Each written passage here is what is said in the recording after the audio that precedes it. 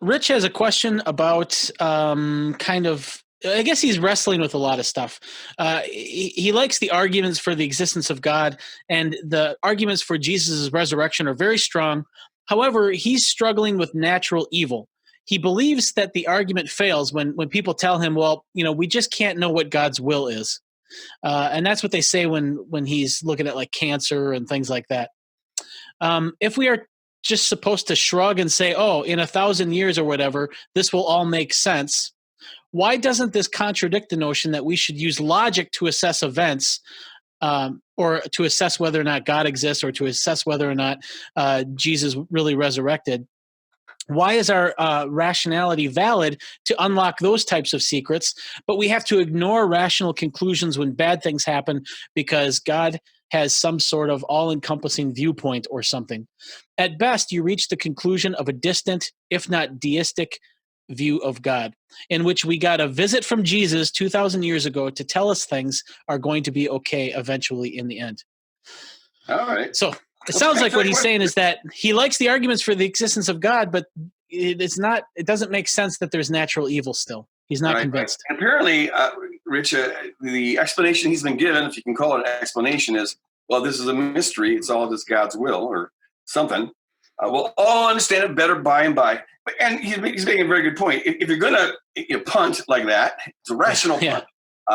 It's mystery. Play the mystery card. Well, if you're going to do it there, why don't you just do it? You can do that with all other forms of evil too. Maybe it's all part of the divine plan. And there's Christians who believe this. The Holocaust. Well, we don't understand how it fits into God's will, but somehow it makes the world better.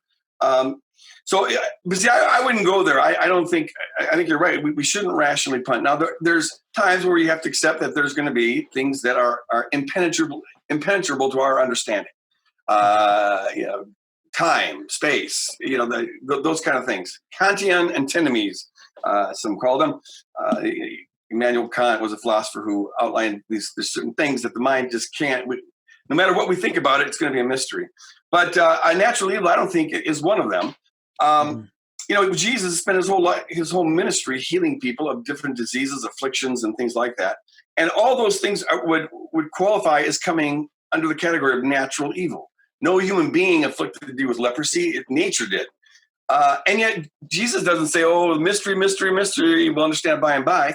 No, he diagnoses these things as ultimately coming from the enemy. This an enemy has done.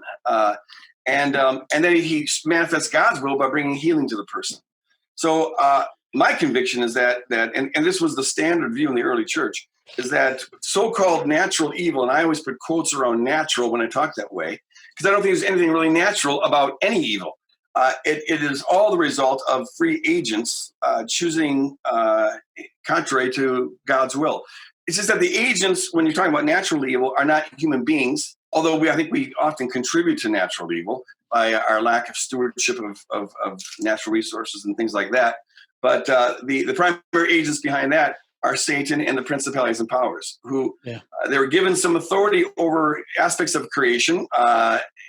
God always likes to do things through relationships, and so creates the angelic realm. And at least to some of these angels, they're entrusted with aspects of the material creation to care for it, in the same way that human beings are given responsibility to care for the earth and the animal kingdom in Genesis 1.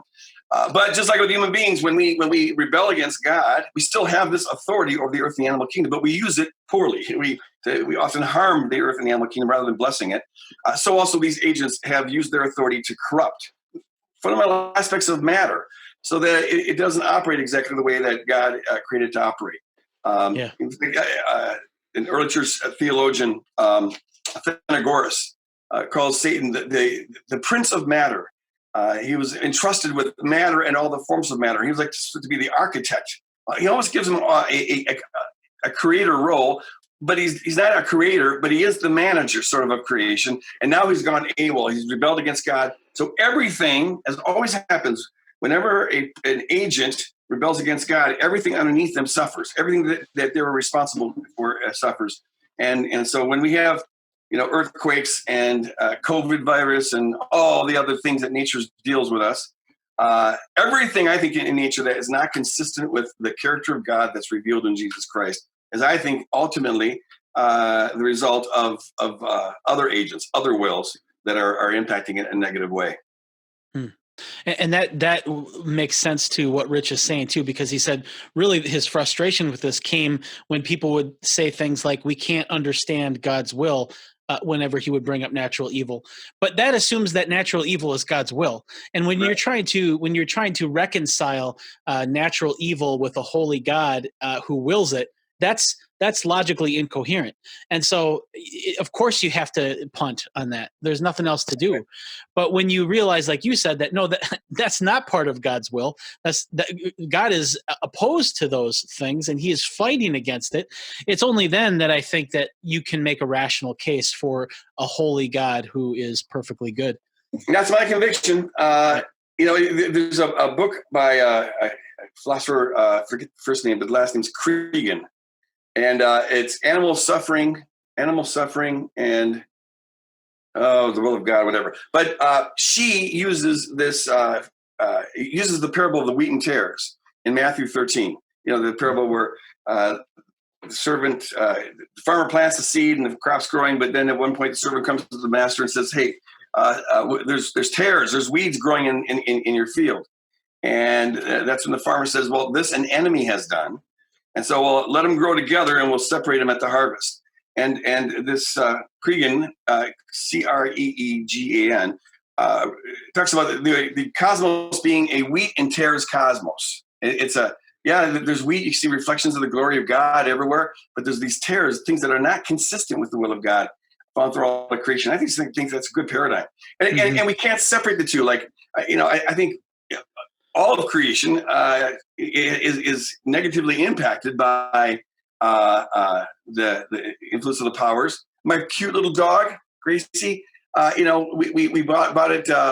There's these things called floppy fish, and it's on the ground and it acts just like a regular fish. And she just loves to jump on that thing and tear it and throw it around, and and it's cute, but not if you're a fish. Is that God's design? Or see, I think all violence ultimately comes from a violent will, not the benevolent, non-violent will of God. But it's all wrapped up that I can't parse, and not clearly parse the two apart. And I love my dog as my dog is, probably because I'm not a fish that it wants to rip apart. But yeah, so I think the whole thing's been corrupted. I hope that helps Rich get his mind around some of the natural evil that comes our way. There's a book out there called Dark Nature. Here, I might have it right here. And it's really good for, here's the book I was looking at. Hogard Cregan, Animal Suffering and the Problem of Evil. That's what it's called. Hogard, you did a great job. That was a good book. Although I think, and I'm thinking Hogard is female, but I'm not. It just occurs to me that I'm not sure. I apologize if I made a mistake there. She doesn't go all the way with the Satan hypothesis. She can't bring herself to just. She thinks that's plausible. Most people don't have the guts for that. Yeah, and she doesn't. Not to insult. Not say that Hogard doesn't have guts. She's a coward. Come on. Not to say that. Good. But this other book I was thinking about, Dark Nature, it's just a biologist who just explores how all the grotesque stuff that happens in nature. And man, there's some really, really grotesque, monstrous stuff. Where you can see why Darwin, as he's hammering out his theory of evolution, he says, well, if there's a designer to this whole thing, it's got to be a malevolent designer.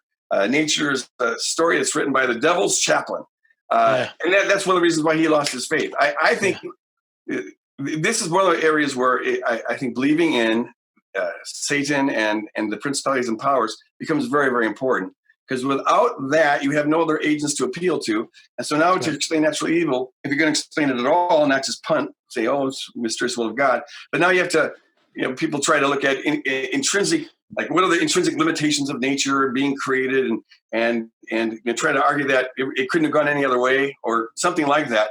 And I just haven't found any of those to be all that plausible. Yeah.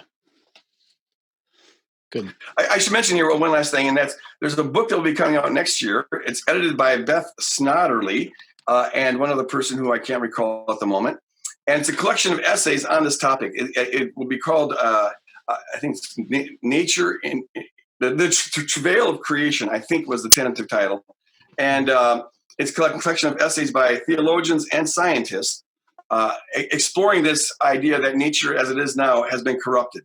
And what's the evidence for this and things like that. So if this is a topic that listeners are interested in, be looking for that book. I've got 2 essays in it that are, yeah, it'll be a good book. Check it out. Good.